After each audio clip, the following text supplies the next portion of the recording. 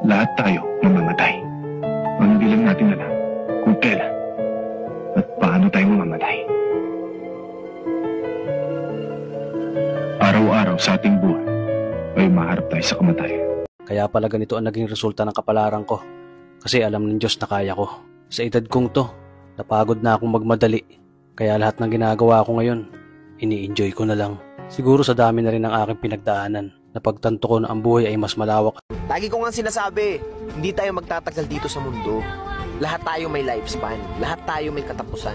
Nasa sa atin na lang yun kung ano ba talaga yung gusto natin na mangyari sa buhay natin dito sa mundong to habang nabubuhay pa tayo. Maraming beses man tayong magkamali, maraming beses man tayong madapa. Kung ganun din karaming beses natin itatama ang mga mali, at kung ganun din karaming beses tayo babangon sa pagkadapa, parehas lang yun. Pag natalo ka, laban lang, mananalo ka rin. Lahat ng bagay sa mundo may